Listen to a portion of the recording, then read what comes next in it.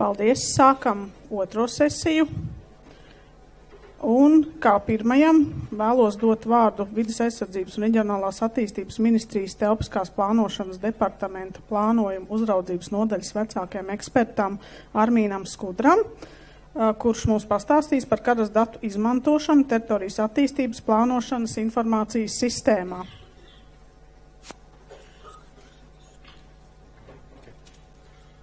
Paldies par uzaicinājumu. Sveiki visiem. Prieks, ka jūs esat tik daudz. Prieks par šīm skaistajām telpām. Savu dosjē es mazliet varu papildināt to, ka es esmu teritorijas attīstības plānošanas informācijas sistēmas pārzinis.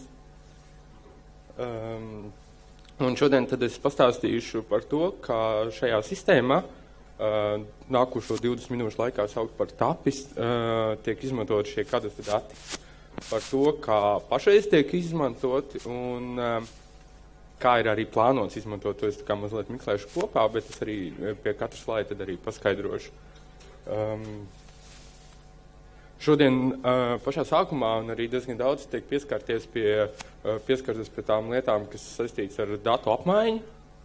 Un tas, kas ir šeit redzams, ir tā, ka pa vidu mums ir VRA, kas ir koplietošanas komponenti, kas ir valsts informācijas sistēmas savietotājs, kurā arī ietilps ģēdējs, kas ir ģeotelpisko datu savietotājs. Un tas nozīmē, ka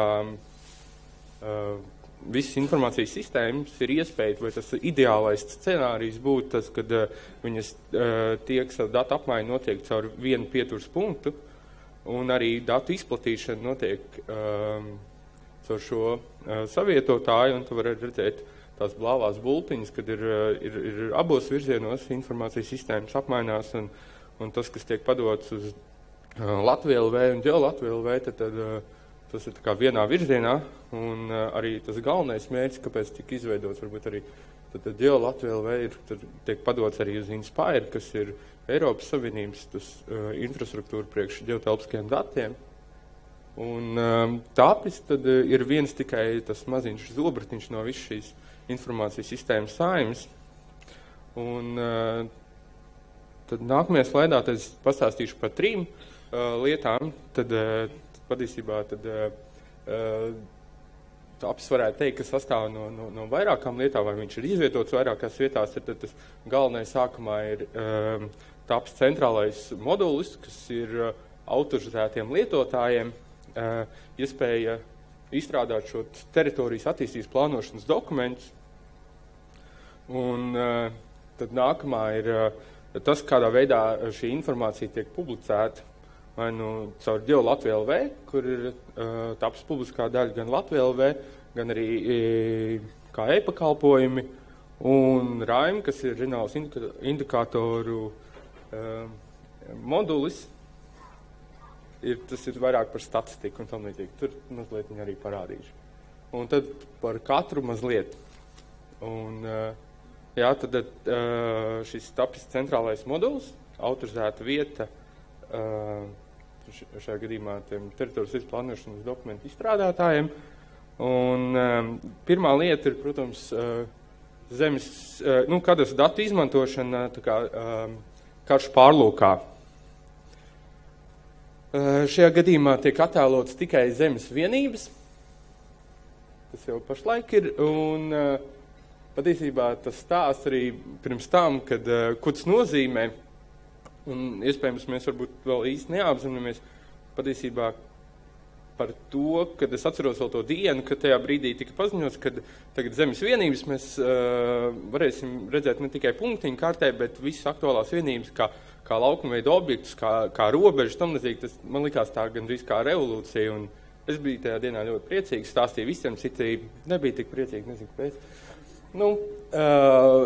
Un tā atšķirība varbūt tās no kadastra karšu pārlūka ir tā, ka mums ir pielāgota simbolizācija, jo mums ir ļoti daudz no dažādiem datu avotiem un tā informācija, un lai viņi lasītos visu kopā, lai vizuāli tas būtu baudām un uztveram, tad mēs mazliet vienkāršojam šo simbolizāciju.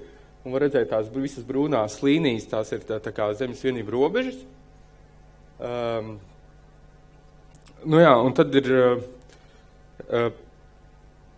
otra tā lieta ir tāda, ka līdz šim pašvaldības izstrādāja savus, piemēram, teritorijas plānojumu vai lokā plānojumu un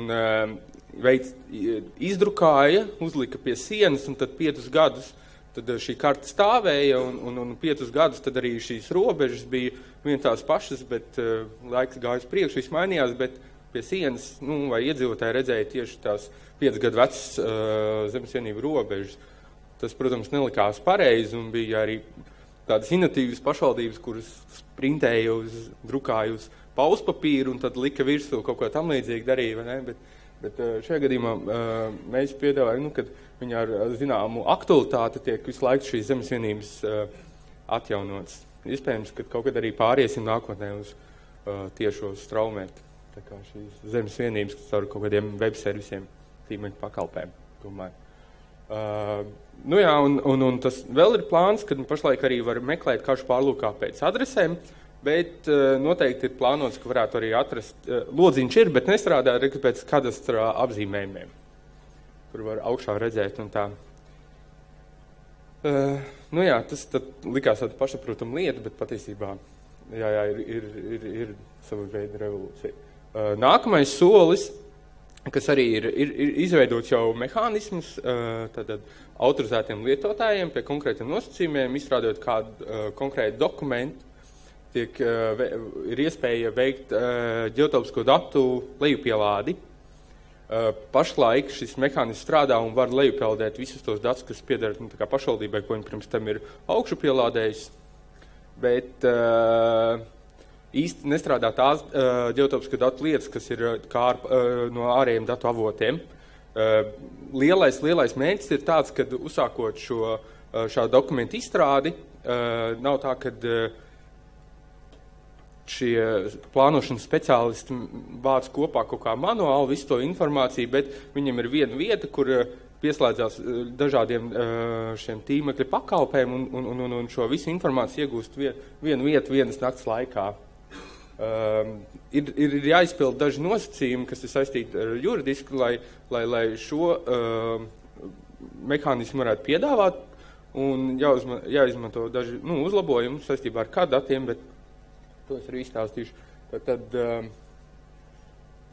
Tad GIS datu lejupielādes mehānisms ir izstrādāts, kas patiesībā nozīmē ļoti daudz, jo daži varbūt jau zina, ka patiesībā tajā brīdī, kad kādā veidā saņēma kadastra datus, ka tie ir DGN failiņš ar līnijām un ar anotācijām un ir Excel tabula, elektroniskā tabula, ar visu šo tekstu informāciju, un tad tie apzinīgākie, piemēram, teritorijas plānojuma izstrādātāji veica diezgan apjomīgu darbu. Viņi konvertē šīs līnijas par laukumveidu objektiem, piesaistīja šīs kadastra apzīmējumus, pēc tam mazliet pielāgoja šo Excel tabulu, lai varētu viņu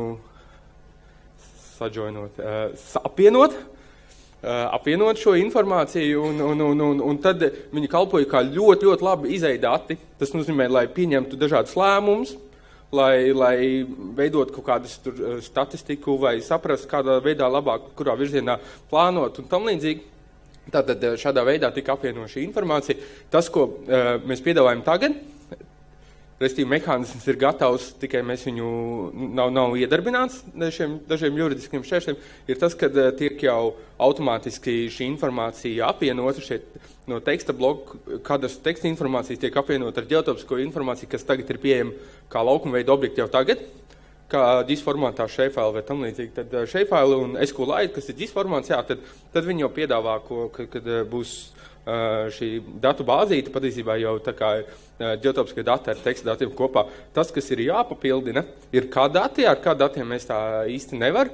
Tas nozīmē, ka ar kādā datiem tam līdzīgi joprojām tiks veidot daži pielāgojumi, kad būs gan teksta informācija atsevišķi, gan ģeotelpiskā informācija atsevišķi, gan kā laukumveida objekti, kad ir pārģenerēta atpakaļ tās anotācijas un tam līdzīgi.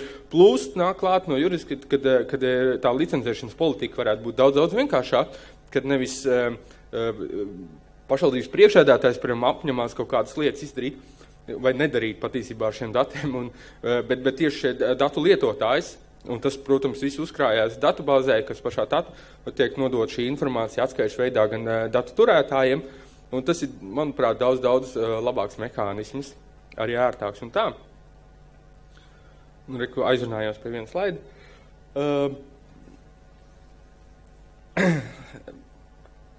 Nu jā, tad es pārēju uz nākamo, un tā mums ir...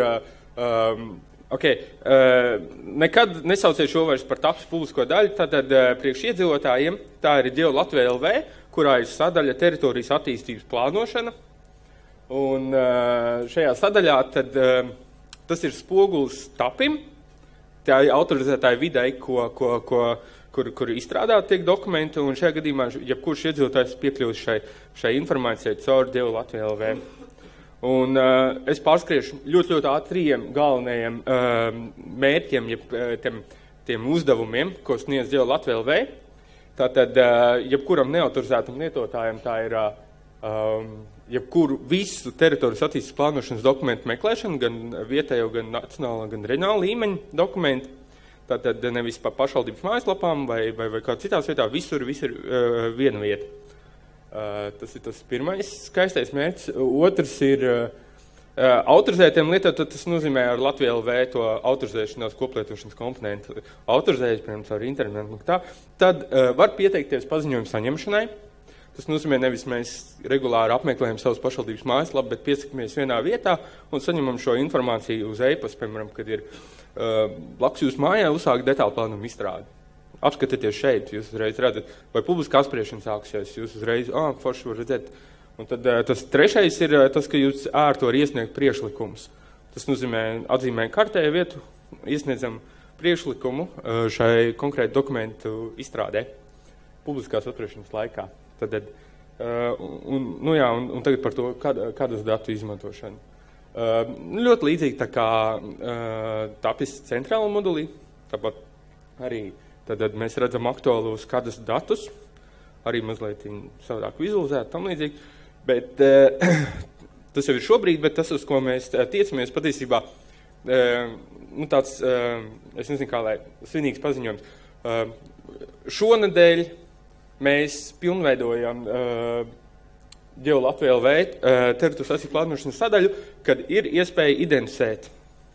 Respektīvi, identificēšanas rīks, it kā pašsaprotama lieta, bet patiesībā ļoti ērtas, kad identificē visus objektus, kas uz to konkrētu punktu atrodas, attiecas, jā, un tajā punktā atrodas, tas nozīmē, ka uzreiz redzam, kādas funkcionālas zonējums ir, kādas apgrūtinātās teritorijas atrodas, teritoriju šiem noteikumiem un tā tālāk. Tā kā ļoti ērti un ir jau daudz idejas, kā mēs viņu varam pilnveidot un tā. Un viena no tādām pilnveidošanas lietām ir tieši saistīta ar kadastru. Nozīmē, ka mēs gribētu arī šādā, kopā identificēt zemes vienību un nevis pēc punkta, teiksim, atlasīt, kas attiecas kādas apgrūtinātas teritorijas, bet pēc zemes vienības robežas. Tā kā tāds ir mums tagad tā ideja. Tā kā es sākumā gribēju jau gandrīz parādīt tiešais te un tā, bet laikam tad jūs varat paši mājās, ja ir ieinteresēti. Bet noteikti atrodat jau kādu, kas ir publiski apspriešanā, kāds teritorijas plānojums vai lokāla plānojums un tā. Un tad, tā kā ar laiku tajā brīdī, kad viņi visi būs spēkā no jauna izstrādāt, tad būs pavisam smuki un tā. Latvija LV, tas ir 2 e-pakalpojumi, mums ir Latvija LV. Par ļoti ierobežotām dažām tikai pašvaldībām pašlaik, bet tā ir informatīva izziņa par plānotu izziņu. Tas nozīmē, ka sistēma sagatavo automātiski, un ir pašvaldības apstiprināta izziņa. Tas nozīmē, ka tur iesaistās pat pašvaldības speciālisti un sagatavo jums to izziņu par plānotu izmantošanu, bet tas nozīmē, ja ir papildus jautājumi vai ir kāda, kas vajadzīgi paraksts priekšsēdētāji kaut kādu leģitimitāti iedotāju izziņai, ka tā nav informatīvi sagatavota tikai. Kā mēs izmantojam šajos e-pakalpojumus kādas datus? Tātad pirmkārt tā ir priekš meklēšanas, lai norādītu, par ko tad mēs gribam kādu zemes vienību, gribam saņemt šo informāciju un norādam gan kā adresi, tas nozīmē kā punkts, kurš uzreiz atrod to zemes vienību, gan arī vai vienkārši kādas apzīmējumu, numuru, un pēc tam izvēlamies kādas apzīmējums uz to numuru, kas attiec, tam līdzīgi. Un tas notiek apmēram tā, kad tiek atrasta tā zemes vienība, tiek atrasti dati un šķelti kopā, restīvi tiek šķelts zemes vienība ar tiem datiem, kas ir zem šīs vienības. Tur ir gan funkcionāli zonēm, gan teritoriju īpašiem noteikumiem, plānots, ka varbūt arī apgrūtinātās teritorijas un tam līdzīgi. Un beigās par to konkrēto funkcionālo zonu, piemēram, ir arī strukturēti aizpildīti dati, kas ir tā kā taps izstrādes laikā tiek aizpildīti. Un no šīs informācijas tiek izņemt ārā jau konkrēti dati un tā kā tā ģenerēta tā kā izziņa jau konkrēti. Un par šo tad ļoti maz, tad patiesībā tāpēc, ka tur netiek izmantot kādas dati, bet tiek izmantot Valzemes dienas dati, kas saistīti tieši ar pašreizējām tur, piemēram, pilsētas robežām un tad var veikt statistisku salīdzināšanu starp plānotajām un esošajām, kā veidojas tā dinamika laika gaitā un tam līdzīgi, tā kā arī būs interesanti, pašlaik nav. Un tā kā paldies, jā. Paldies. Mēs ļoti ceram saņemt no teritorijas plānošanas informācijas sistēmu datus gan kadastram, vērtēšanas vajadzībām par šo plānoto atļauto izmantošanu, gan arī adrešu reģistra vajadzībām un arī apgrūtināto teritoriju informācijas sistēmai. Tā kā paldies. Tālāk vārds Lauka atbalsta dienesta kontrolas departamenta direktoram Jurim Griņevičam, un viņš pastāstīs mums par kadastra datu izmantošanu Lauka atbalsta dienestā. Šeit gan jāsaka, ka attiecībā uz Lauka atbalsta dienestu arī mums ir tādi zināmā mērā sautīgi nolūki, jo mēs ceram tomēr iedarbināt zemes lietošanas veidu moduli, un Lauka atbalsta dienests ir viens no potenciāliem datu sniedzējiem šī moduļa tā kā pilnveidošanā un darbināšanā. Lūdzu. Paldies. Labdienas klātsošie. Sveicināti arī tie, kas mūs skatās internetā. Jā, es jums īsumā varu pastāstīt, kas tās Lauka atbalsta dienests ir. Es ceru, ka lielākā daļa jūs zinat. Mēs esam tie, kas administrē Eiropas Savienības un valsts atbalstu laukiem, lauksaimniecībai, mežsaimniecībai un zivsaimniecībai.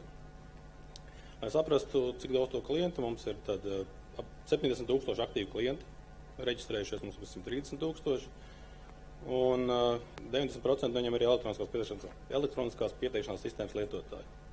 Mums ir vairāk 80 pakalpojumi, un gadā tiek iesniegt vairāk kā 260 000 dažādu pieteikumu.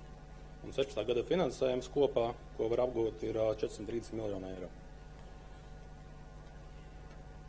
Es vairāk koncentrēšu platību maksājumiem, un arī tā kadastra datu izmantošana būs vairāk platību maksājumu administrēšanas jomā.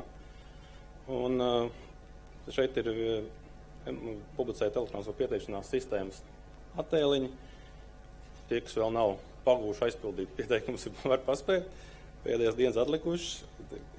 Un tie dati, ko elektroniskā pieteikšanās sistēma izmanto, ir lauka reģistra informācija un mums arī publiskā lauka blokkārta. Kā ja prezentācija šeit garlaicīgi, var arī skatīties telefonā savus lauka blokus, varbūt kaut ko pieteikt gribat.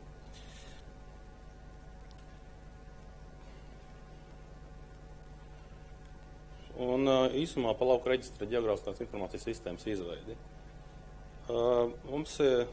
Mēs viņu izveidojām 2006. gadā tieši, lai varētu administrēt šos platību maksājumus. Un mēs uzskatām, ka tā ir pirmā ģeogrāfiskā informācijas sistēma Latvijā, kad bija viena centrāla datubāze, kas atrodas Rīgā un ar pieslēgumiem no reģioniem, ka tiešsaistes režīmā to var rediģēt. Un mēs to izlēmām tāpēc, ka tādā veidā vienkāršāk administrēšana, redzam reālā laika darbību situāciju, visi dati atrodas vienā vietā, un nepieciešams sinhronizācijas, replikācijas, tās lietas. Bet kā mīnus mums tajā laikā bija tas, ka ir nepieciešams ātrs un arī stabils internets. Šobrīd ar internetu ir daudz labākā tajos laikos, bet arī ir attālināts vietas, kurās joprojām varbūt nav tik labi kā Rīgā un pilsētā. Šobrīd jau šo lauka reģistra datubāzi mēs lietojam. Tas ir mūsu organizācijas iekšēnē lietojam no visām šīm pilsētām. Un, ja kā primārais agrāk bija lauka aktualizācija un precizēšana, tad un pieteikumu administrēšanas sistēmā to datu atspoguļošanu un atbalsta izmaksāšanu. Tad šobrīd mēs arī lādējam, bet sen jau lādējam arī visus kontroļu rezultātus, tas ir fiziskās kontrolas mērījumi, ielādi, attālinātās kontrolas lauku zīmēšanas, līdz apsekošanas rezultātu ielādes klientu lauku vektorizēšanas. Līdz šim ļoti daudz klientu pieteica mums platības papīra kartēs. Mēs tās kartes skenējām, georeferencējām, vektorizējām visus viņu laukus. Bet šobrīd jau elektroniskā pieteikšanās sistēma principā izmanto lielāko daļu to datu un arī to, ko klienti paši sazīmē elektroniskos laukus. Visi tie dati atnāk arī uz lauku reģistru kādā brīdī. Un mēs varam teikt arī, ka šogad vairāk kā 99% klientu arī izmanto šo elektronisko pieteikšanās sistēmu. Protams, mums ir savas interneta kartes, gan iekšējās, gan ārējās, kurā izmanto informāciju, un arī ārēji lietotāji, no kuriem arī Valsts zemes dienas ir viens no tiem. Tad īsumā par mūsu datiem mums ir apmēram 210 000 lauku bloku. Šajā brīdī tā ir tā references platība, kuru mēs ikdienā aktualizējam, precizējam, labojam, tā, lai mēs varētu iedot klientiem precīzu informāciju ar lauksaimniecības zemēm, kuros viņi var pieteikt savas platības. Tad arī klienti ik gadu mums deklarē 450 000 laukus. Viss tā informācija arī pieejama vektoru veidā ar kultūras kodiem, kurš deklarēs, kurš pieteicis un kādu platību un kādu kultūras kodu. Mums ir arī pārbaužu lietas GPS mērījumi. Pagājušajā gadā bija 21 500. Un ik gadu mēs arī veicam lauksaimniecībā izmantojamās zemes apsekojumus. Šo apsekojumus mēs veicam pēc Valsts zemes dienas kadastra datiem. Mēs apsekojam visas tās zemes vienības, kuras ir vismaz 1 hektāra lielas, kurā vismaz 1 hektāra platībā ir lauksaimniecība izmantojamā zeme. Vai varbūt parādīt tos 21,5 tūkstoši mērījumu kilometru izteiksmē, tad tie ir 16 152 kilometri. Lai labāk saprastu, tas ir gandrīz 9 reizes apkārt Latvijai. Un reāli katrs inspektors, kontrolieris 15. gadā ir pieveicis 4 maratonus vismēr ar GPS. Bet nav tā, ka mēs tikai skrienam ar instrumentu un mēram. Mēs arī izmantojam ļoti augstu izšķirtspējas satelīta attēlus, sākot jau no 2005. gada. Un šie attēli ir Eiropas komisijas finansēti. Un tās arī ir platību kontrolas, tikai tās notiek attālināti. Mēs katru gadu, gada sākumā nodefinējam kontrolas teritorijas, kurās mēs pasūtam satelīta attēlus, lai tie tiktu uzņemti vasaras vidū, tā kā ir aktīvs veģetācijas periods, un tam mēs informāciju salīdzinām ar to, ko klienti pieteikuši. Un tādā veidā mēs izmēram tās platības, un nav vairs jāiet. Ar instrumentu jāskan apkārtam visam laukam, bet jau ērtāk un ātrāk to var izdarīt ar peles palīdzības datoru.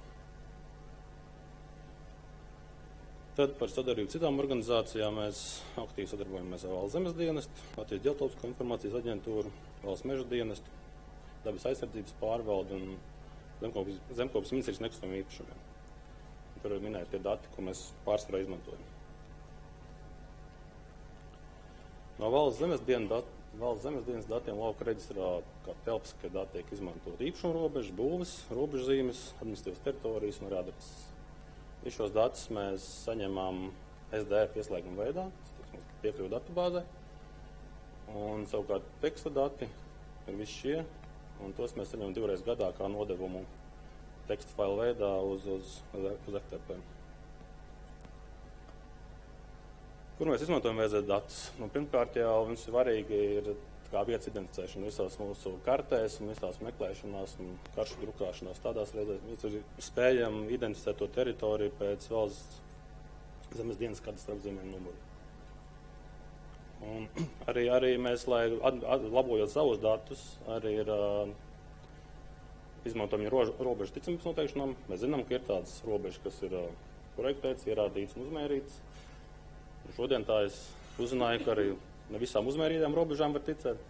Līdz šim mēs viņām ticējam ļoti. Un arī mēs, kur izmantojam, ir informācija par īpašumu eksploatācijām.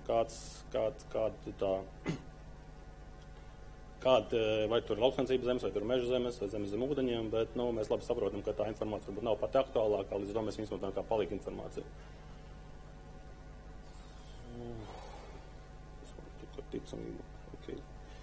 Un arī tiešo maksājumu administrēšanā mēs ļoti izmantojam zemes gabala īpašumu tiesību identificēšanu. Jo tas nozīmē to, ka, lai saņemtu platību maksājumu atbalstu, tam klientam tā zeme ir jāapsaimnieko, un viņam arī jābūt tiesībām apsaimniekot to zemi. Jāizpildās abiem diviem šiem nosacījumiem. Un arī, protams, lauksaimniecība izmanto zemju apsakošanā. Katru rudeni mēs braucam un sekojam par to, cīkāk būs vēlāk. Un reizē mēs ar tādā eksperimentālā kārtā ņemam aktuālākos būju poligonus un skatāmies, vai gadījumā viņi nepārklājas ar mūsu datiem, kas ir lauku bloki. Līdz ar to, ja tur ir uzbūvēta ēka un nevar būt vairāk lauksaimniecības zemi, līdz ar to mēs nevairāk tā kā kvalitāti pārbaudām, bet drīzāk mēģinām atrast tās vietas, kur varbūt mums kaut kas jālabo. Reizēm mēs atrodam, ka tur ir uzcelta ēka, reizēm arī tās kļūda veidojās tur tā, ka nav varbūt tie dati tik precīzi, ka viņi saskarās tur robežā. Tāda viltstraukas veidā. Un ar ko jau varbūt mēs jau rīta pusē sākām ar to, ka arī mums grūtības lielākās izmantot, ko mēs esam saskārušies izmantot vēl zemes dienas skaidrs datus, ka ir maz uzmērīt robežu lauku apvidū. Es pats personīgi rēķināju, ka ārpus pilsētas teritorijām es paņēmu visus tās īpašumus, kas mums ir, atskaitīju tos, kas ir pilsētās un tos, kas ir lauku teritorijās, ieskaitot ciemus. 38% zemes vienību ir uzmērīti. Principā, man liekas, diezgan sakrīt ar to, ko jūs no rīta prezentējāt. Un tas mums rada nesaskaņas gan klientu starpā, jo viens no viņiem, piemēram, piesaka to platību pa savām īpašumu robežām, uz kartes esošajām īpašumu robežām, bet otrs atkal piesaka par reāli apsaimniekotajām robežām. Un tādā veidā veidojas pārklājumi, bet mēs par to pārklājumu platību maksāt dubultā nedrīkstam un arī nevaram. Un tad līdz šim mēs darījām tā, ka sūtījām rudenī vēstules klientiem, lai kāds no viņiem atsakās, kāds no viņiem deklarēs pareizi un atsakās no tās platības, ko viņš reāli neapsaimnieko. Un tad viņam varbūt par to, bet viņam arī par to pienācās sankcija, par to, ka viņš nepareizi deklarējas. Šogad ir ieviest tā, ka jau šos pārklājumus jau pieteikšanās brīdī ir identificēti, un klientiem ir gandrīz mēnešu laiks, varbūt mazāk, Aigars palabos jāiediet. Un tad, kad viņi var paši savā starpā atrisināt šo jautājumu un atteikties no tās platības, kas nepareizi deklarēta, un viņam par to nekāda sankcija nedraud. Mūsu gadījums ir tāds, ka klienti redz, kas ir ierakstīts zemes grāmatā, redz to savas platības eksplikācijā. Viņi arī tajā brīdī, kad piesaka elektroniskās platības, viņi redz, cik daudz ir uzzīmējuši. Viņi mēģina uzzīmēt to platību, par ko viņi reāli samaksā tos nodokļus. Bet viņas varbūt tur dabā vairs tādas nav. Varbūt tā platība ir aizaugusi, varbūt ir kaut kas ir uzbūvēts, bet viņiem gribās to platību, kas viņiem ierakstīta. Un šādu situāciju administrēšana mums dārga, atkārtojas katru gadu.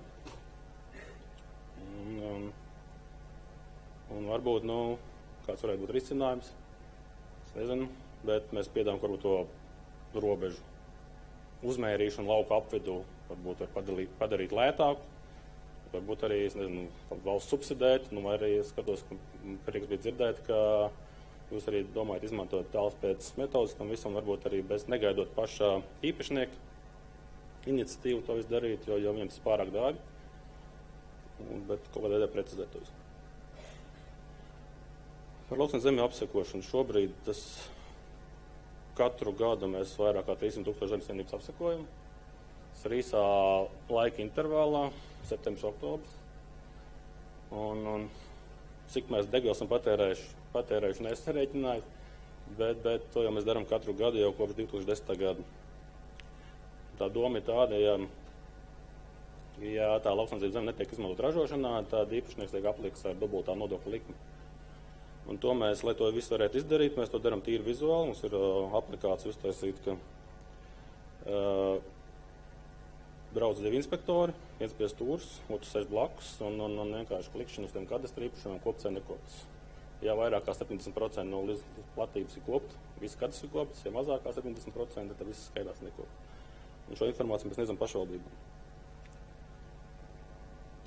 Bet, lai varbūt nebūtu katru gadu jābraukā, un jātērē degviela, un varbūt nevajadzīgi jāapseko visas tās teritorijas, ko mēs jau gadu gaitā zinām, kas tiek koptas, tiek apsaimniekotas. Mēs, protams, to datus arī izmantojam. Jauna iespēja ir Eiropas komisijas Kopernikas programmas ietvarā piedāvāties sentinels satelītāti. Šo te prezentāciju es tieši no kosmosa aģentūras redzēju vienā iepriekšējā konferencē, kurās piedalījos. Šeit parādīs tas, ka visi tie satelīti, kas ir Sentinel-1 A un B, tad 2 satelīti ir augšā, Sentinel-2 arī ir augšā, jau datus ir pa Latvijas saņemami, un tas B satelīts, ja 2. Sentinel-2 satelīts būs gada beigās, tiks uzšaut gaisā. Un tālāk arī, ka viņi gribēja parādīt to, ka ar to arī tas nebeigsies, ka gadījumā kāds no tiem iziet no orbītas vai no ierīnas vai kaut kas notiek, viņiem programma, kā jau līdz 2030. gadam, kā tie satelīti augšā būs, viņi fotografēs, un ka viņus var izmantot, un ka viņus vajag ieviest savās sistēmās iekšā, un ka viņiem varēs paļauties. Tas, ko mēs šobrīd vairāk koncentrējamies, ir Sentinel-2 satelīta attēlu. Viņam 10 metru izšķirtspēja, tā ir labākā no kas visiem pieejamā. Varbūt viņa nav tik laba, protams, viņa nav tik laba, lai mēs viņu kaut ko mērītu, bet viņa ir gana laba, lai mēs identificētu, vai kas to zemi tiek darīts, vai tiek kopt, netiek kopt, tiek apsaimniekot, netiek apsaimniekot. Šie dati ir pieejami katru nedēļu. Lielā daļā skaitu tad viņi mākoņai. Gadījumā, ja tur mākonis priekšā ir un viņš nofotografē, protams, mēs viņus izmantot nevaram. Bet ik pa laikam, kā šajā brīdī, gadās daudz saulainas dienas un tie dati ir pieejami. Un pats svarīgākais priekš mums visiem tas, ka par šiem datiem jau ir samaksāts. Tā priekš mums ir bez maksas. Un arī priekš visiem citiem. Un līdz ar to, tas risinājums par lauksaimniecības zemi apsekošanu nākotnē, ko mēs redzam, ir tas, ka mēs varētu izmantot šos attēlus. Kā piemērs ir viens attēls, divi attēli pa vienu vietu no Kurzemes pusē, tāda infrasarkana attēla, kur var redzēt, ka viņi tur uzņemts decembra sākumā, kad vēl sniega mums nebija un ka tāda veģetācija ir maz. Un tagad viens ir daždienas atpakaļ, jau mums pieejams, un mēs redzam, kādas veģetācijas izmaiņas tur ir. Un, protams, mums vairāk interesēs vasaras periods. Un līdz ar to mēs ceram viņus saņemt vasaras periodā, vasaras beigās, un zinot veģetācijas ciklu, zinot, kad, kur, kas aug un tiek novākts, mēs ļoti labi varam saprast, kas pa kultūru tiek audzēt. Protams, varbūt kaut kādām mazām platībām tas ir vēl nereāli, bet ja mēs runājam par līdz apsekošanu, kas sākot no 1 hektāra, tad, domāju, mēs uz to ejam, un sākotnē tas ir paredzēts šogad kā pilotprojekts, bet izskatās, ka viņš būs kā reāls projekts. Un līdz ar to arī tas kontrols nākotnē, ko mēs veicam, jo mēs ne tikai maksājam atbalstu, mēs arī pārbaudām, kas maksājums, ka tas atbalsts tiek izmaksāts pareizi, un tiem cilvēkiem, kas to ir vairāk, klientiem, kas to ir pelnījuši. Un līdz ar to mēs arī visas tās riska analīzes, kur braukt, ko kontrolēt, ko pārbaudīt, redzam, ka viņas kļūst vairāk telpiskākas. Ja mums jau būs iepriekš informācija par to, ko klients ir deklarējis, mums jau varēsim uztaisīt automatizēt vai savādāk veidu analīzes, kas tur reāli aug, un līdz ar to braukt varbūt uz tām vietām, kas mums ir neskaidrākas. Nav jēga braukt tur, kur mēs zinām, ka tur tāpat viss ir kārtībā.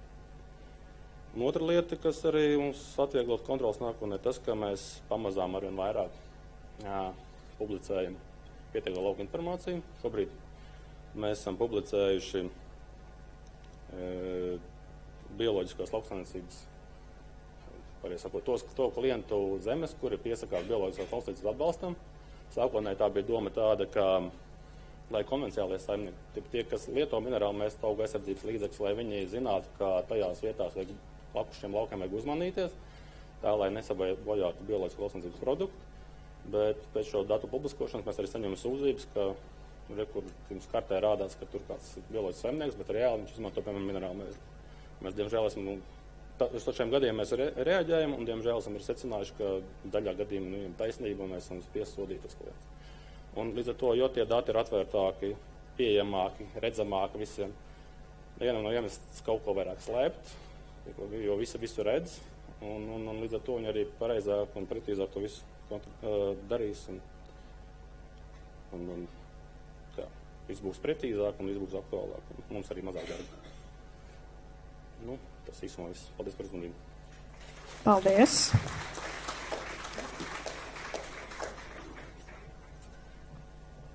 Kā nākamajam dodu vārdu centrālās statistikas pārvaldes priekšnieka vietniekam Kasparam Misānam.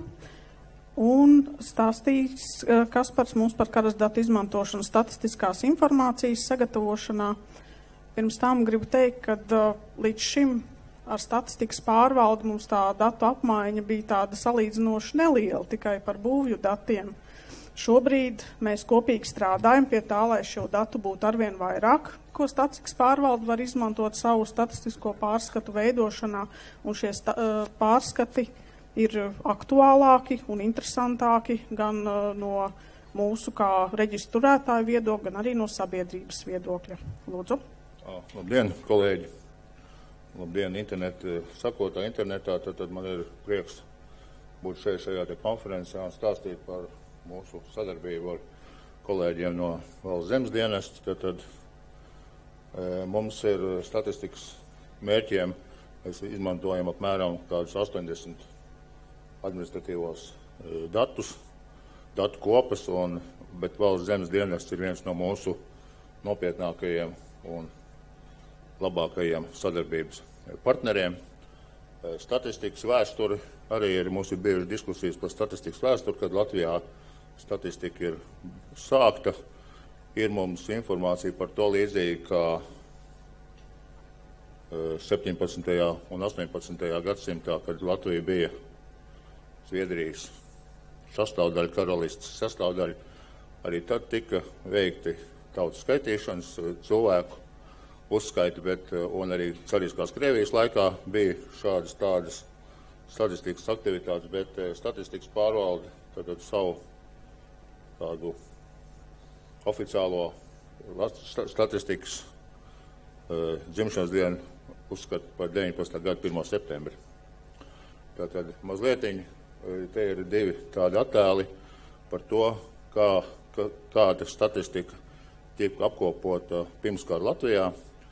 Gribu teikt, tad šis ir viena unikāla grāmata, tas ir Latvijas statistikas atlases 1938. gadā, kas tika izdots tā laika statistikas pārvaldes vadītāja Marģera Skujnieka vadībā. Tad tajos laikos arī tika izmantota šī informācija no tā laika kadastra un dažādiem citiem avotiem.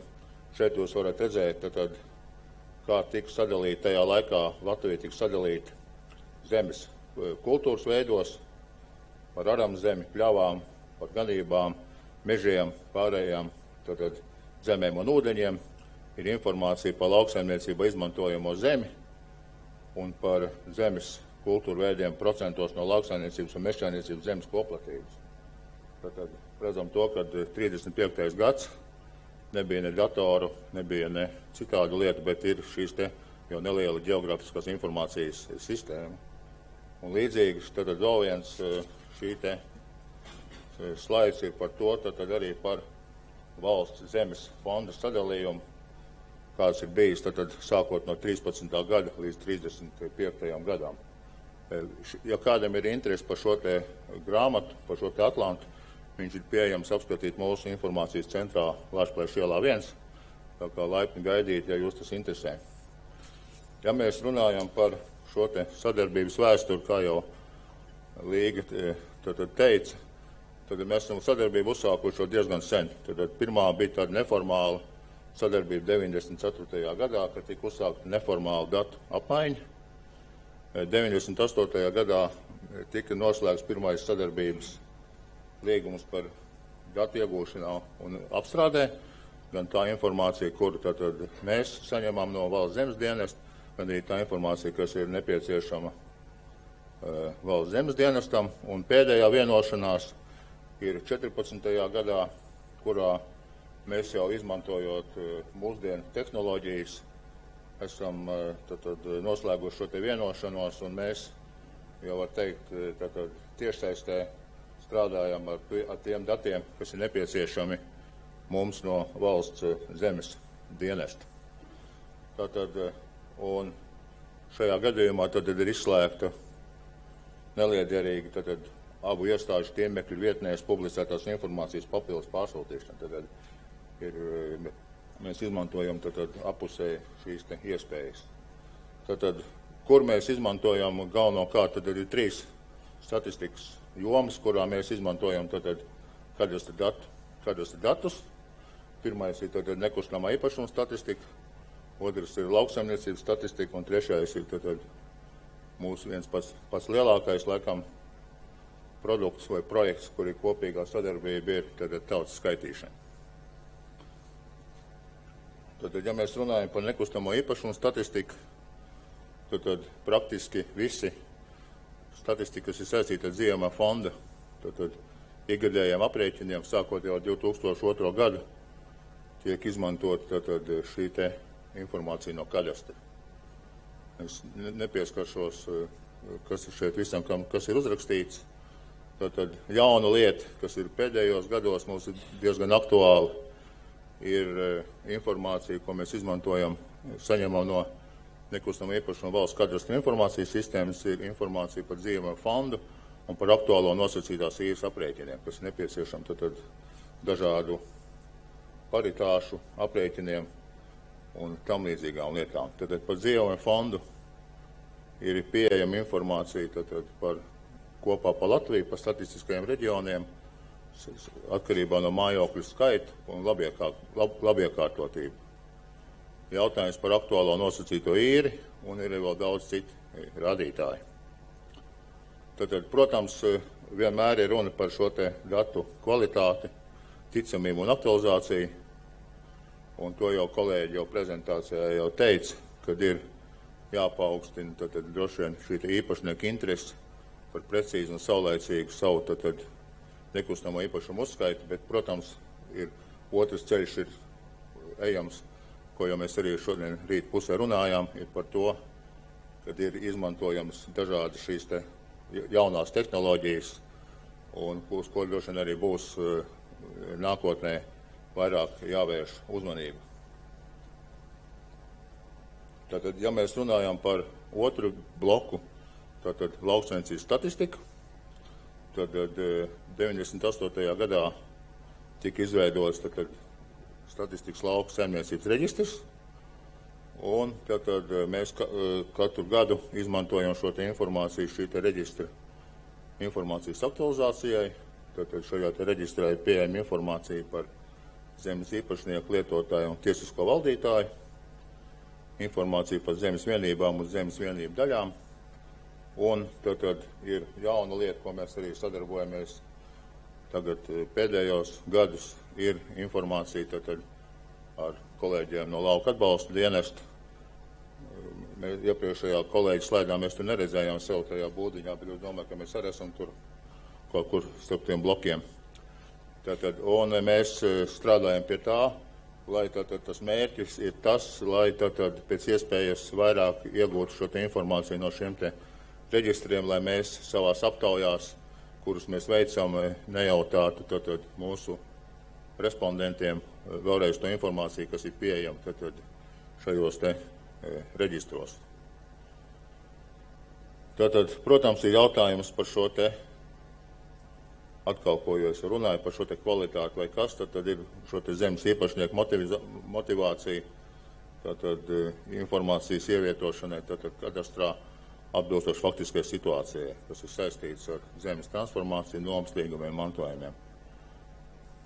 Un tagad mūsu, laikam, viens no tādiem lielākiem, kā jau es teicu, un svarīgākajiem projektiem, kur ir ļoti, ļoti cieša sadarbība, ir tātad mūsu tautas skaitīšana, kur tiek, kā jūs zināt, veikt katru 10 gadus Latvijā, un jau sadarbība tātad tika uzsākt jau 2000. gadā, 2011. gadā tātad valsts zemes dienesta pārstāvs bija tautas skaitīšanas komisijā, un tad tā mūsu pieredze rādīja, kad mēs jau tajā laikā 11. gada skaitīšanas rezultātos mēs 9% no mājokļu informācijas tika pievienot no nekustamā īpašuma valsts kadastra informācijas sistēmas.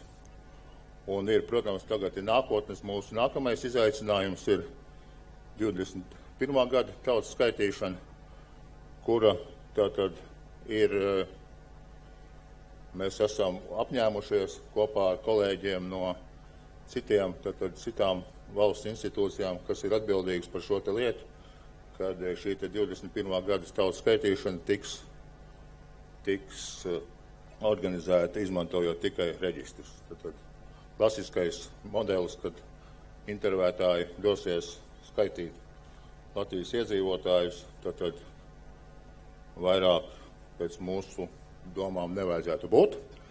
Un tāpēc ir izveidota tautas skaitīšanas komisija, kur arī kolēģis Inns Pīrāgs no valsts zemes dienesta ir šīs komisijas komisijā.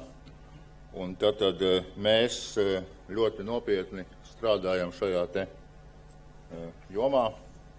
Katru gadu tiek sagatavots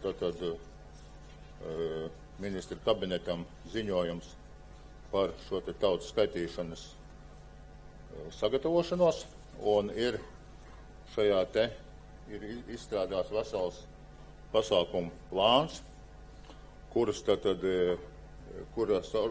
organizācijas un kuras iestādēm, kas būtu darāms. Un šeit ir ļoti plašs darāmā, arī kas attiecās uz kolēģiem uz valsts zemes dienestu. Šeit mēs esam mēģinājuši no šī plāna mazliet tādas nelielas izvilkumus. Tad ir jautājumi, kas ir saistīti ar labiekārtojumu, klasifikācijas precizēšanu. Jautājums būs par apgrūtināto teritoriju, informācijas sistēmu. Tā kā es redzēju pirmajā prezentācijā, kad jūs arī esat paredzējuši attīstīt šo te ati. Tā kā es domāju, ka tas arī būs ļoti, ļoti noderīgi. Tad jautājumi, kas ir saistīti ar nereģistrēto būvu reģistrāciju, kas būs kopā droši vien ar pašvaldībām un īpašniekiem, būvu deklarēšanas sistēmas izveidu un ieviešanu. Tātad tas ir tas, ko stāstīja Vins droši vien arī ar saistību ar būvniecības informācijas sistēmu, jo ka visi šie jautājumi tiks kompleksi risināti, lai mēs varētu izdarīt šīs mūsu vajadzīgās lietas. Un vēl es gribu noslēgumā pateikt to, ka man bija prieks dzirdēt par to, ka jūs arī veidosiet savu servisu tādā veidā, lai pielāgotos arī jūsu lietotāju vajadzībām. Mēs esam jau daudz lietas izdarījuši kopīgi un ceru ka mums veiksies arī turpmāk. Un noslēgumā mēs šodien nestāstījām par to, kā mēs izmantojam ģeogrāfiskās informācijas sistēmas datu izplatīšanā. Tā ir atsevišķs stāsts. Tikai gribu teikt to, ka jau pašreiz centrālās statistikas mājaslapā ir pieejama diezgan detalizēta informācija katram par tautas skaitīšanas, 11. gada tautas skaitīšanas datiem. Jūs varat zīmēt kartes līdz ielām un veidot informāciju par dažādiem rādītājiem, kas bija tautas skaitīšanā, izmantojot līdz ielām. Tur ir, kā varat lejuplādēt visu šīs aplikācijas. Tā ir pirmā lieta. Un otrā lieta, tad statistikas pārvalde ir pieteikusi darbību projektam oficiālās statistikas portāla izveidei, kuram vajadzētu stāties spēkā, ja mums viss veiksies 18. gada 1. janvārī, kurā viena daļa no informācijas tiks pasniegta noteikti digitalizētā formā. Tātad par to, ko mēs jau šodien visu laiku runājam, par jaunajām tehnoloģijām, kad laiks, kad būs tabulas, un tas arī būs, protams, jo statistika ir zinātne, kurā bez tabulām un grafikiem arī grūti iztikt, bet tad arī tiks vērsts vesels komponenti, kas būs saistīti ar ģeogrāfiskās informācijas sistēmām. Un noslēgumā es gribētu vēl vienam kolēģiem uzdāvināt par jaunu publikāciju, tautas skaitīšanas grāmatu. Mēs esam joprojām visu informāciju, protams, ir pieejama mūsu mājaslapā, bet ir arī mēs esam kā statistikas diezgan konservatīvi tauta. Mēs tomēr arī uzturam šīs papīra publikācijas arī vēsturē. Šeit jūs arī varat redzēt, pietiekami daudz dažādu kartu, dažādu, kur arī, protams, ir izmantot jūsu informāciju. Tātad arī sveicās, lai mums labāk pašai.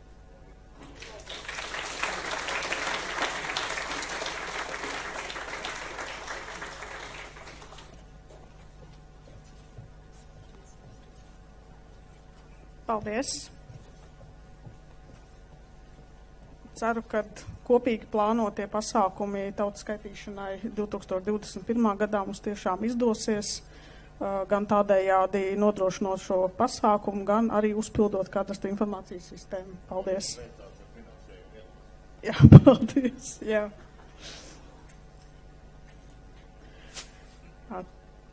Tā. Tālāk vārds tiek dots valsts meža dienesta, meža resursu reģistra departamenta direktoram Intam Rudzītim.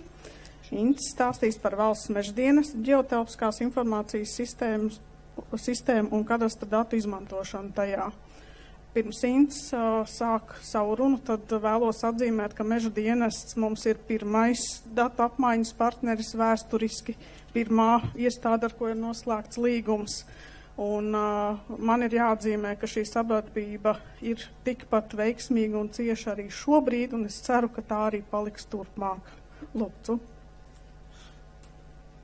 Paldies par uzaicinājumu piedalīties konferencē. Labdien, visi konferences dalībnieki un internetu skatītāji.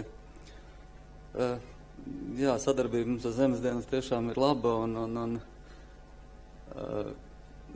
ģeogrāfiskā informācijas sistēma, ko mēs savukārt šogad ieviesām, droši vien arī ir radījusi lielu ažiotāžu valstī, varbūt pat brīžam ar negatīvu rezonanci, bet šodien jau ir izskanējušas ļoti daudz pozitīvas tendences, vismaz datu sakārtošanas ceļā, kurš mums būtu ejams. Sākumā varbūt sākšu pāris vārdos vispār par Meža dienestu, kas mēs esam, pāris galvenie izkopējumi no dienas nolikuma un dienas likuma ir. Pirmkārt, mēs uzraugam meža apsaimniekošanas un izmantošanas normatīvu aktu ievērošanu. Priekš cilvēkiem tas varbūt tās skaidrāk būtu, ka Meža dienests izsniedz šīs koku ciršanas atļaujas mežā, pieņem atjaunotās un koptās platības, un tādi mežsaimnieciskie darbi. Otrs lielais bloks ir tas, ka principā Meža dienests uzrauga arī medību jomu. Sākās gan ar mednieku eksamināciju organizēšanu, gan ar medību iecirkņu reģistrēšanu, gan medību apliecību izsniegšanu, pie viena vēl kāda mednieku sodīšanu. Tāpat arī kādreiz tiek nosodīts kāds koku cirtējs mežā. Un vēl viens lielais bloks ir meža uguns apsardzība. Meža dienestam ir savi ugunsdzēsības depo, savs ugunsdzēšanas transports, ugunstorņu tīkls. Un tas tā kā vairāk tieši pa meža zemi. Ja vukts ir tā kā vairāk pa pārējām teritorijām, tad tieši mežā ir Meža dienests. Pavisam sīki pāris vārdos par struktūru, diezgan liela klasika. Centrāla administrācija un 10 reģionālās virsmežniecības. Mežniecības tiek tajā vietā ir tā kā varbūt mazliet interesantāk, jo mežniecības tā kā ir front office, klientu apkalpošana, savukārt nodaļas jau ir pilnas ar mežziņiem. Tas tā kā back office ar cilvēkiem, kuri tieši izpilda šos reālos lauku darbus un pamatā arī pieņem visas lēmumus attiecībā uz meža saimniecību.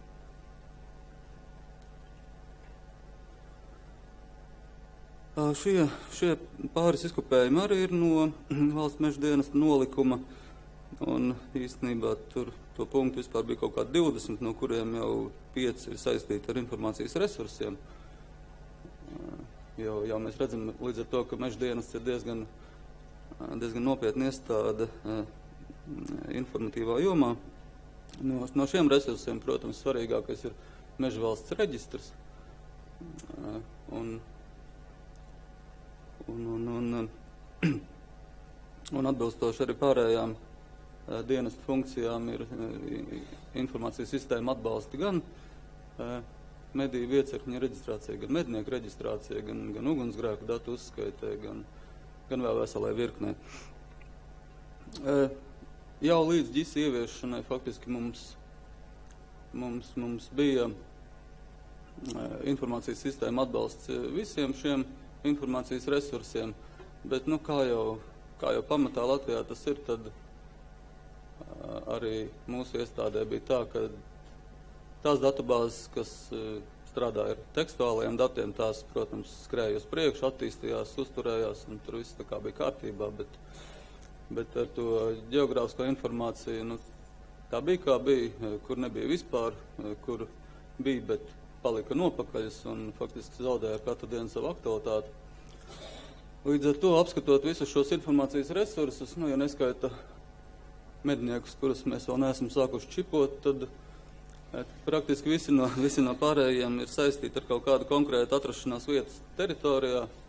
Līdz ar to faktiski pamats ģeogrāfiskās informācijas sistēmas izveidē.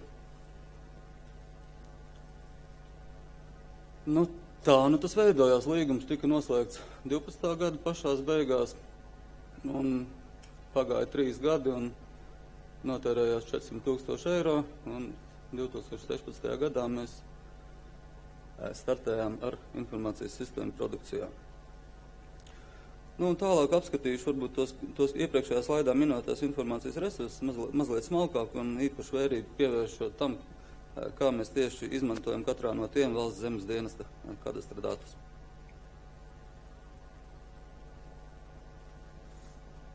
Vai.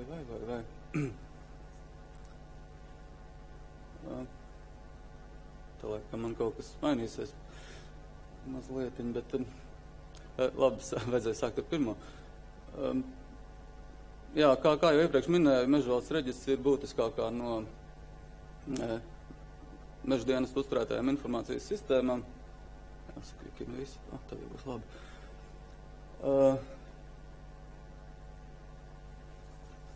Un arī šīs informācijas sistēmas, tajā atkal pats būtiskākais ir meža inventarizācijas dati, ko tas nozīmē? Tas nozīmē to, ka meža īpašniekam savās zemes vienībās ir jāveic meža inventarizācija, protams, ja tur mežs aug reiz 20 gados, un šie dati jāiesniedz valsts meža dienestam.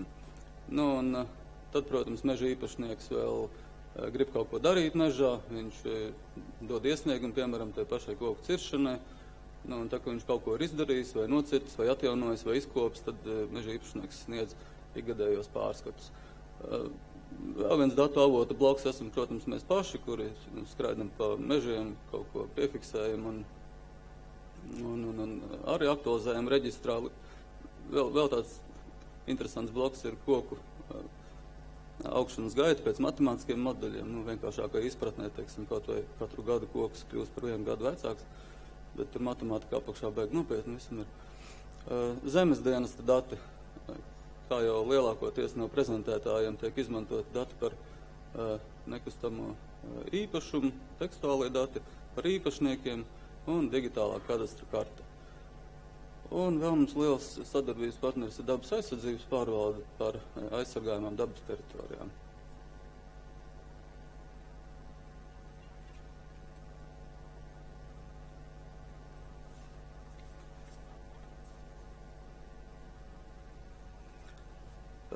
Šīs meža inventarizācijas jomā īstenībā zemes dienesta datu izmantošana jau ir pacelta ministru kabineta noteikumu līmenī, kur viens no punktiem tā arī saka, ka meža inventarizācija veids pamatojoties uz nekustamā īpašuma valsts kadastra informācijas sistēmas kadastra kartas pamata.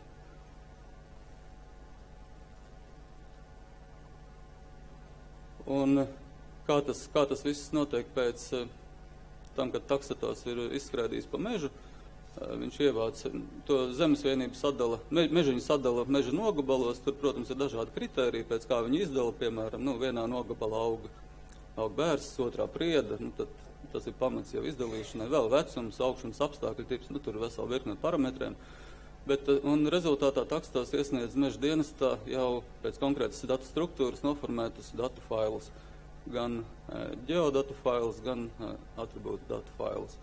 Un tad, kad tiek meždienas pieņēmis pozitīvu lēmumu par iesniegto inventarizāciju, tad tas rezultāts apmēram izskatās šādi, ka tā zemes vienība ir vēl saskaldīta mazos meža nogabaliņos ar 200 atribūtiem klāt pie katra nogabala.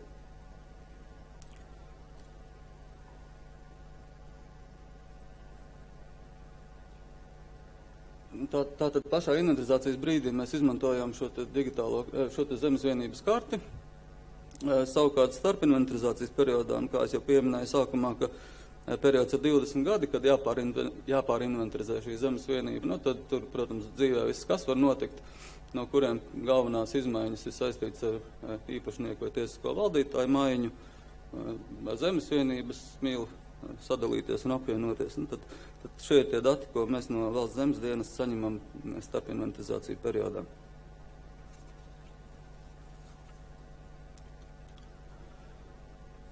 Par medību jomu runājot, atkal medību iecirkņu veidošana šeit arī ir jau ministru kabineta līmenī noteikti noteikumi, kā šie iecirkņi ir jāveido. Un viņi veidojās tā, ka zemes īpašnieks slēdz līgumus ar meža dienestu, medību kolektīvs slēdz līgumus ar zemes īpašniekiem un par to, ka tas īpašnieks atļauj tur medīt viņu teritorijā. Un tā, principā, vienu īpašnieku pēc otru saslēdzot līgumus, tā tas medību iecirknis arī veidojās. Bet šis nav tikai krāsaini bildīt, varbūt tās izmantojot zemes dienas datus, ka iecirkņa summa veidojās kā zemes vienība poligona summa, bet šeit ir arī tīri praktiska nozīme, jo noteikumi arī pasaka, piemēram, kad jābūt šim iecirknim viengabalainam. Tas nozīmē, ka cita zemes vienība nedrīkst atrasties tālāk par 100 metriem no iepriekšējās, un tad tikai viņi tiek pieskaitīti šim iecirknim. Tāpat arī ļoti ērti ir izsekot gadījumus, kad kaut kur beidzās līguma termiņi, zemes vienības var iekrāsot uzreiz citā krāsā tos līgumus, un atkal varbūt viengabalainības kontrolas problēmas līdz ar to. Arī medību limitu piešķiršanai savukārt jau tiek izmantot zemes lietošana veidu platības, ko mēs saņemam no zemes dienesta, piemēram, lai dabūtu licenci uz alnu vai stalbriedi, tad tur jāizpildās konkrētiem nosacījumiem, es tagad precīzi nezinu, bet zemes lietošanas veidiem mežs, krūmā un purvi, tur summā ir jābūt lielākam par kaut ko, un tad tikai tu vari pretendēt uz kaut ko. Tāpat tās arī pārējiem limitētajiem dzīvniekiem, un principā tikai ceļi un pagāmi šie zemes lietošanas veidi neiet iekšā uzskaitē. Meža uguns apsardzībā, tur varbūt tā lieta ir mazliet vienkāršāka, tā, ka tas uguns ir ierobežots, tad tiek uzmeklēts meža īpašnieks, un principā tālākā šī uzraudzība tiek nodot meža īpašnieka rokās. Līdz ar to faktiski uguns apsardzībā mēs izmantojam tikai caur zemes vienību, mēs nosakām īpašnieku, ar kuru mums ir tālāk jākomunicē. Un principā šogad mēs tikai sākām strādāt ar ģis, un tas tomēr sniedz pilnīgi jaunu pieeju gan datu uztverē, vizualizācijā, interpretācijā, lēmumu pieņemšanā. Tas iegums ir tiešām ļoti liels, bet līdz ar to arī saskārāmies ar jaunām problēmām, kuras īsti pat tā iepriekš nezinājām, un īstenībā jau paldies Evitai, viņa pieskārās jau praktiski visām, ko es te tālāk rādīšu, viss jau tā kā varbūt ir mazliet jau šodien dzirdēts. Pirmkārt, tās ir platība atšķirības abos virzienos. Ir gadījumi, kad pēc teksta datiem, piemēram, pirmajā rindiņā ir atribūta platība lielāka nekā tā ģeometrijas summa, kas tur ir. Ja skatās pa zemes vienības laukumu, ir arī gadījumi pretējā virzienā. Faktiski visi viņi ir ļoti slikti meža īpašniekam. Varbūt pat sliktāks ir tas, ja ģeometrija ir mazāka nekā dabā, jo tad problēma ir vairāk, bet tās varbūt mazliet vēlāk uzskaitīšu. Otra lieta, ko arī jau šodien redzējām, ir tas, ka zemes vienības robežas staigā.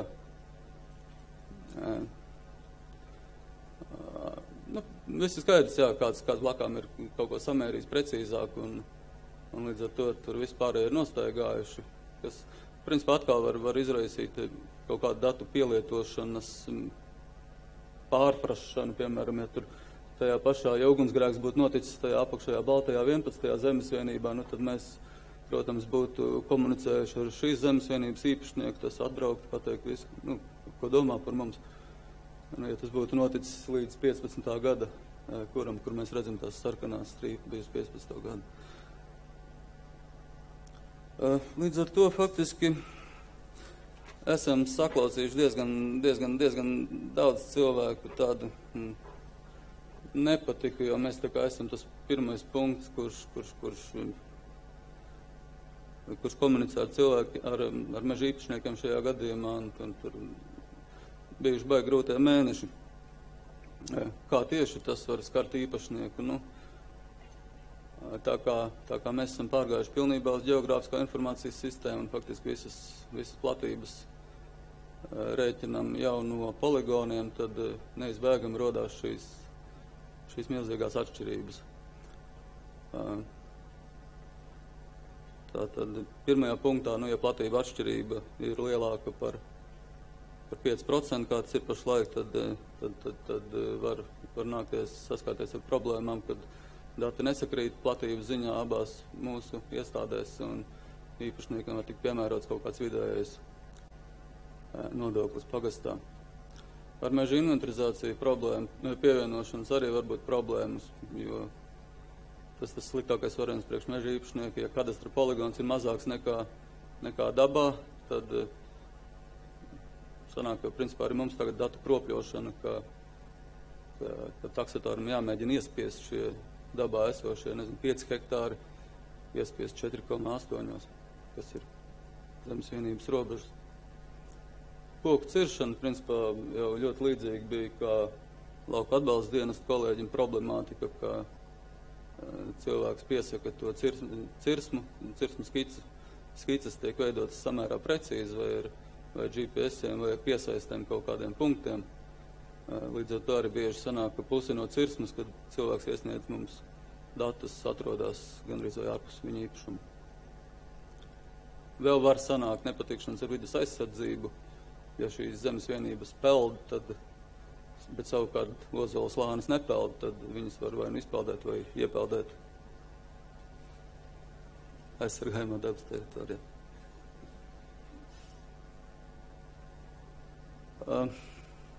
Arī jautājums risinājums, tāpat tās kā Jurim.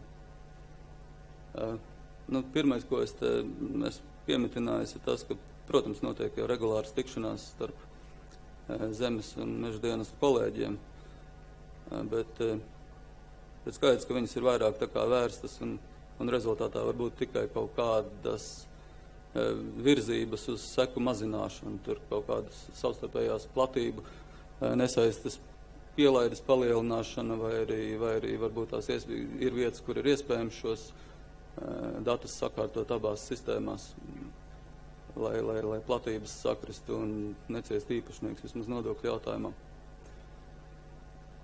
Un, jā, šī ir vieta, par ko es tiešām pēdējās mēnešos domāju, bet, protams, ka vietās, kur ir precīzā uzmērīšana veikta, nekas no tā, sākot no 12. slaida, nepastāv. Tur ir pilnīgi skaidrs, ka viss ir ļoti labi, esam visi draugi.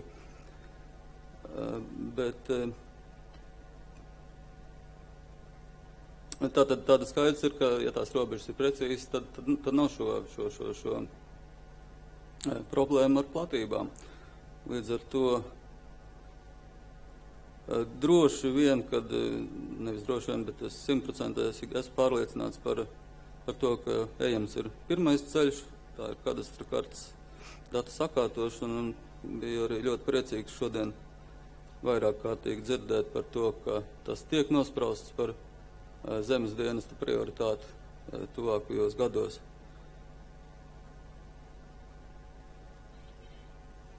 Līdz ar to man atliek apsveikt tikai kadastra 335 gadu jubilejā. Paldies! Paldies!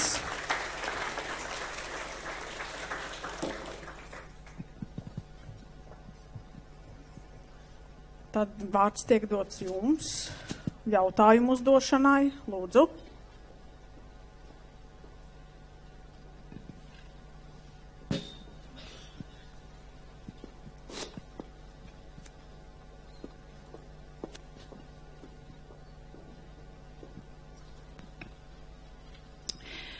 Vēlējos uzdot Lauka atbalsta dienestu pārstāvjiem varbūt droši vien rosināt, kā jūs minējāt, ka jūs katru gadu no jauna ar vienām tām pašām problēmām saskirties ar to, ka pārklājas šie lauku bloki.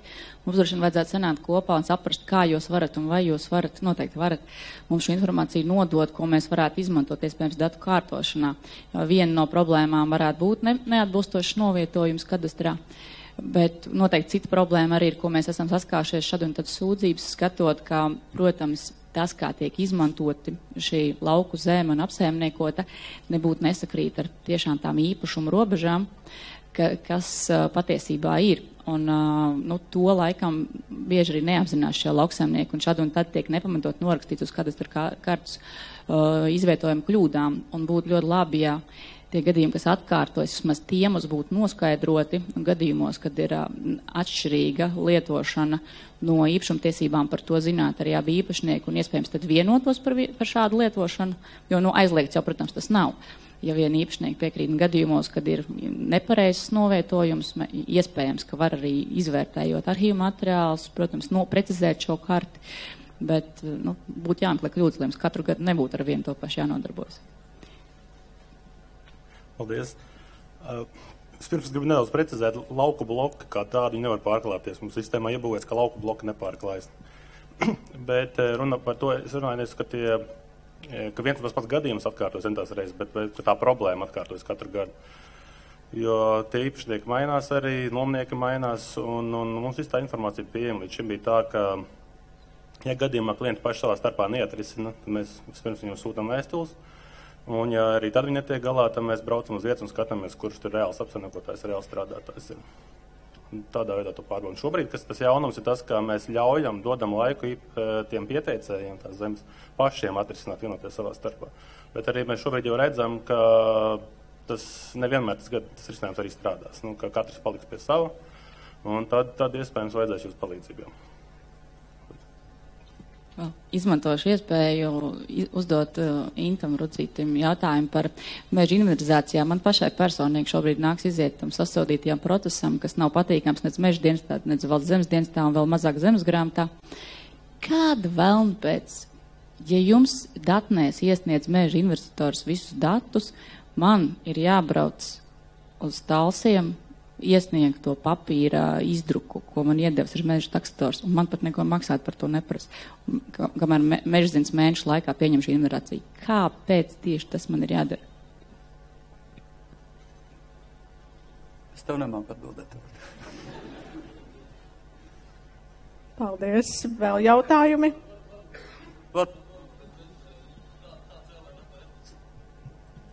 Tāds un tiešām ir tas normatīvais regulējums, kad inventarizācijas lieta sastāv no blā, blā, blā, tā skaitā šī tā pieminētā dokumenta.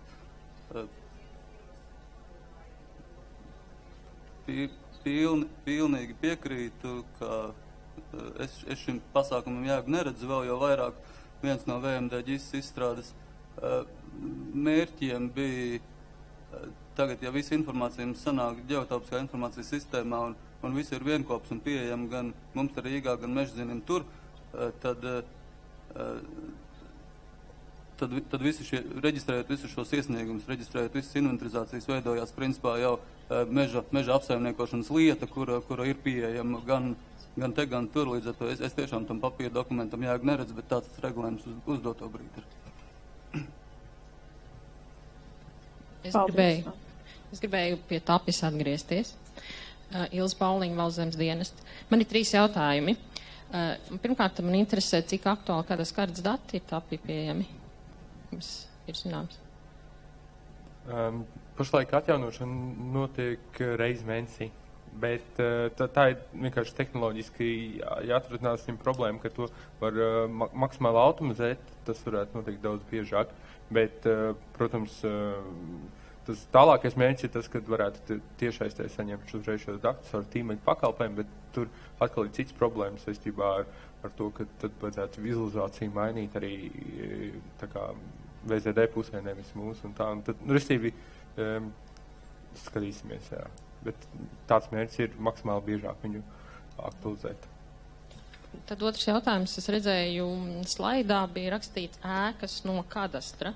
Acīm redzot, tie bija kādas kartes dati, vai tiešām tur ir tikai ēkas, vai tomēr tur ir būves? Jā, iespējams, ka tā ir vienkārši kļūda. Tās ir būves? Drīzāk, jā, ka tās ir būves, un patiesībā tas tika veidots, viņš vairāk ir teorētiski likās, ka tas būtu pareizi, bet līdz tehniskam risinājumam vēl neesam nonākuši. Tad arī būtu jāsaņem arī šajā gadījumā tur šīs pakalpu veidā, bet tur ir jautājums arī valsts dienestam būs, vai viņi nodrošina jūs kā laukuma veida objekts, teiksim. Ne tikai kā DGN failiņš, kas ir. Būs ir jau laukuma. Jā, tas nozīmē, ka šajā gadījumā tas ir laika jautājums, jā, kad mēs arī sāksim par to runāt un tehniski pilnveidosim. Un pēdējais jautājums, jūs stāstījāt par teksta datu pievienošanu zemes vienībām, kādas kartē. Kas ir tie teksta dati, ko jūs tur joinojāt? Kāda veida? Kas tie bija? Īpašuma nosaukums, nezinu, platība. Jā. Tie ir nodefinēti jau tagad TAPS vadlīnijās, jeb specifikācijā ģeotelpiskiem datiem. Pieejam tur varam mājaslapā un to tiek izmantots. Un patiesībā tas ir tieši tas pats, ko jau tagad Valszemes dienests izsniedz pašvaldībām, Excel formātā uzsākot teritorijas plānojumu vai lokālu plānojumu izstrādi. Paldies. Vēl jautājumi? Māris Virkavs, Sadals tīkli. Man ir jautājums par terminu meža zeme. Tas mūsu uzņēmumam nosaka likumā zināmas darbības, kā piemēram trašu tīrīšana. Sakiet lūdzu, kam ir visprecīzākā informācija par zemes lietošanas veidu, meža zeme izvietojumu? Es mēģināšu varbūt atbildēt, bet no sākuma precizēt. Nav tāda zemes lietošanas veida kā meža zeme, ir zemes lietošanas veids mežs. Meža zeme savukārt ir, ja jūs atceraties to bildi, ko es rādīju, kad zemes vienība tiek sadalīta daudzos mazos meža nogabaliņos, tad daļa no šiem meža nogabaliem var būt mežs, kur tiešām reāli kaut kas aug virsū. Viņš var būt dažādos savos attīstības stadijās, tikpat labi viņš var būt ar kokiem, tikpat labi bez kokiem, kur ir nocirsti, bet viņi atkal tiks atjaunot un tas atkal būs mežs. Bet tikpat labi daži no šiem nogabaliņiem var būt kaut kādas meža laucītas, kurās, virsāņi, kurās nekas neaug. Viņi skaitās kā meža zeme, bet viņš nav mežs. Tur tāda vārda spēle ir grūti to visu nosaukt. Protams, mēs runājam, zeme ir un mežā viņa ir, tātad meža zeme, bet šie terminoloģija dalās ir mežs un meža zeme. Un mežs ir meža zemes sastāvdaļa, jo... Nē, paldies, tiešām zemes lietošanas veida eksplikācijā ir norāda mežs. Savukārt, mežs ir kā zemes lietošanas veids dinamisks, viņš aug, izcērt, transformē. Es saprotu, ka man kā zemes īpašniekam visprecīzākā informācija ir, teiksim, zemes robežu plāns, kurā man ir eksplikācija. Tur man šī, un arī izvietojums, pieņemsim, ir visprecīzākā informācija. Vai to tā var uzskatīt? Es domāju, ka precīzāka informācija būs valsts meža dienestam, jo arī, teiksim, ja tev bija tā fotografija kaut kādā zemes robežu plānā, ja tur vispār bija iezīmēt meža zemi, tad viņa var arī tev laika gaitā mainīties. Tu vari kaut ko, daba jau ņem savu, viņu pieaug, un tu vari pats mākslīgi veikt ieaudzēšanu, līdz ar to viņa tev var palielināties, un meža valsts reģistrā šīs izmaiņas tiek reģistrētas. Paldies. Paldies. Nākamais jautājums. Sanīts šķiet arī pašvaldības savienība.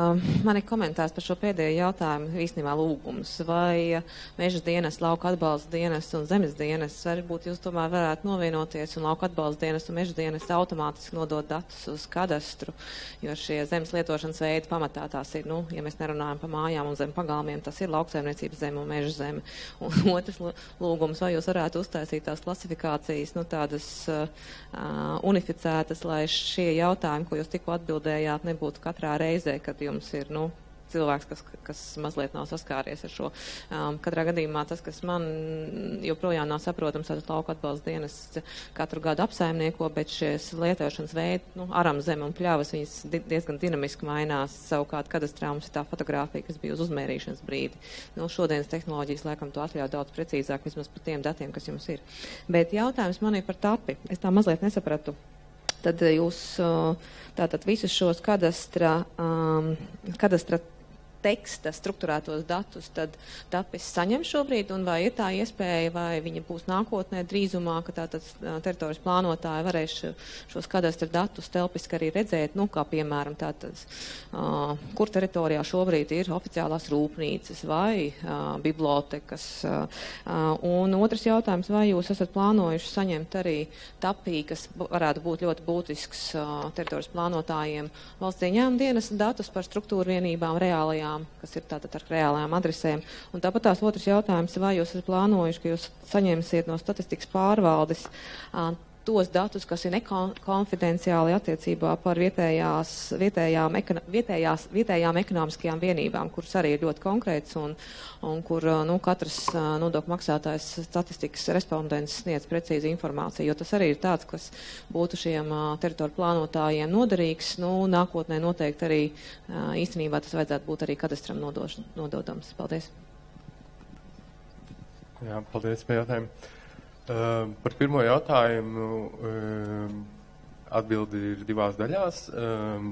Jā, uz šo brīdi tiek attēlot visi zemes vienību robežas pa visu Latviju. Nē, viņas joprojām nevar identificēt un arī nolasīt teksta informāciju, bet mūsu starptautiskā vienošanās ar Valsts dienas paredz, ka līdz šī gada 1. septembrim šo informāciju visas pašvaldības varēs iegūt uz konkrētiem nosacījumiem. Restīvi, tur ir jāveido tehniski pilnveidošana, lai šo funkciju varētu nodrošināt. Tad šī gada 1. septembris. Un to varēs arī pašvaldība saņem šo informāciju tikai konkrētos gadījumos, tas gadījumos, kad viņiem ir pieņemts lēmums par kādu konkrētu dokumentu izstrādi. Un tikai divas reizes, jā. Un šajā gadījumā iet runa tieši par vektoru datiem, jo kā mēs zinām, tad tikai vektoru datus var tīri izmantot, teiksim, lai izstrādātu dokumentu, teiksim, izmantojot šīs robežas citu atvasinātu datu radīšanai. Par otro un trešo jautājumu man uz doto brīdi būs grūtāk atbildēt, restīvi tur ir jāskatās tā datu struktūra, vai tādā veidā mēs varam viņu centralizēt saņemt, tīri tikai no tehniskā viedokļa, bet jāsaprot viena ļoti svarīga lieta. Patiesībā, varams ir tikai šīs tapas sistēmas pārziņas, tie lietotāji ir galvenokārt pašvaldības, ir arī institūcijas, bet galvenokārt tās ir pašvaldības. Un es laiku patiesībā pamazām gribu to radīt to sajūtu pašvaldībām, ka tā nav nekāda tur varama sistēma, bet tā ir viņu sistēma. Viņi jau ir tie datu radītāji, viņi ir tie sistēmas lietotāji, un arī viņi ir galvenie tie, kas varbūt savā ziņā varētu noteikt toni un to virzību, kas būtu tie primārie dati, ar ko mēs varētu viņu papildināt, un tas ir tāds es teiktu, misija, kas nekad nebeigsies, restīvi, ir katru gadu mēs varam papildināt ar izēju datiem, kādus varētu centralizēt iegūt šo plānošanu dokumentu izstrādēju. Jautājums tikai ir un vienīgi par divām lietām par prioritātēm, tātad ar ko mēs sākam, un kas mums šobrīd ir pats būtiskākais, un otrs ir jautājums, kas attiec uz pilnīgi visiem datu turētājiem. Tā ir šī datu tehniskais nodrošinājums vai tā datu struktūra. Tad pirmkārt ir paredzēts, ka neko mēs nesaņemam pa mazām čupiņām, tad mēs varam saņemt tikai tie datus, kas ir centralizēti, teiksim, pa visu Latvijas teritoriju, jo īsti neatmaksājās, teiksim, mēģināt kaut ko vākt pa daļām kopā. Un otrs ir tas, ka tie dati ir specificēti. Kad visdrīzāk, vai tas ir web servis kaut kādā veidā, tad problēma šos datus saņemt, izmantot, ir minimāla. Nu, tas noteikti ir tas, uz ko visi iet un tiecās. Es ceru, ka atbildēju uz jūsu jautājumu.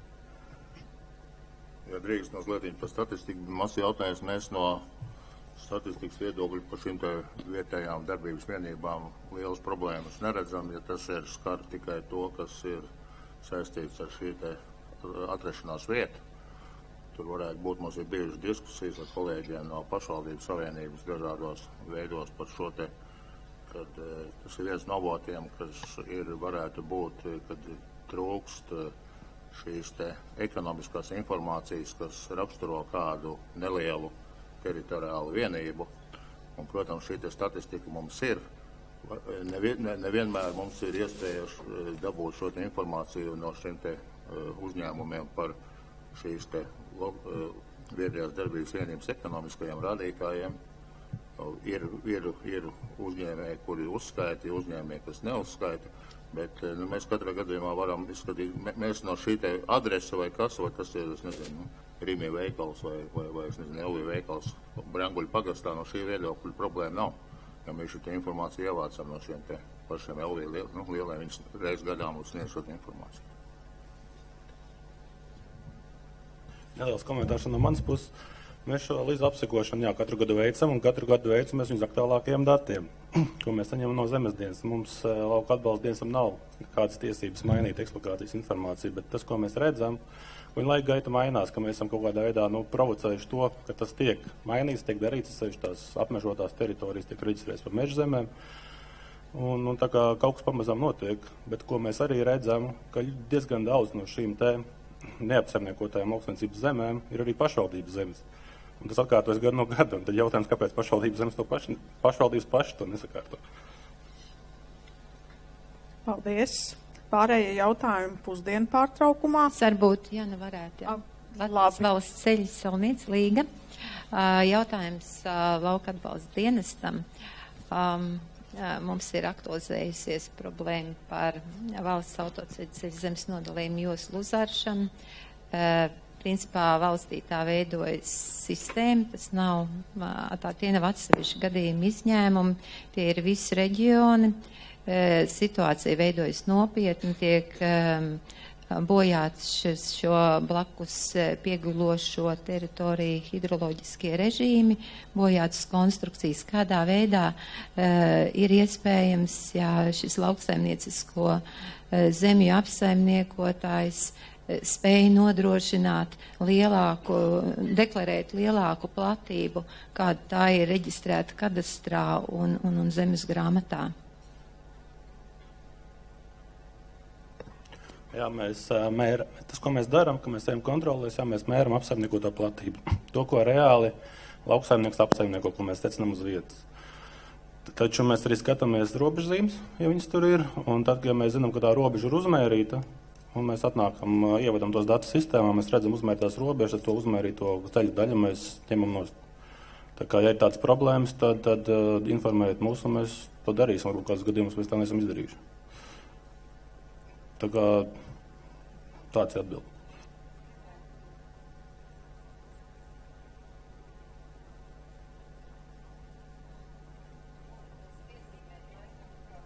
Tad, kad jūs konstatējat, tad laikam ir pa vēlu, jā.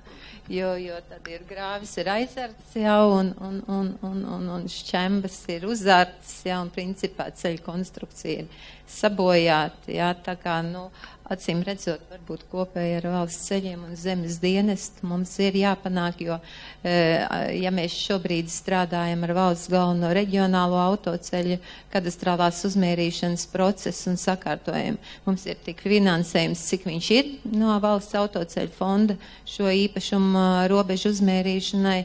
Jautājums ir, ko mēs darām ar vietējiem autoceļiem, jā. Jā, es piekrītu, problēma te jāsanāk, bet tur tā problēma ir no visiem galiem. Tas, ko mēs arī katru pavasari darām, mēs veicam tos kūlas ugunsgrēku mērījumus. Un bieži vien mēs secinām, ka tā kūla ienāk lauksaimnieku teritorijā, tā, ka tā ceļa daļa netiek apkopta.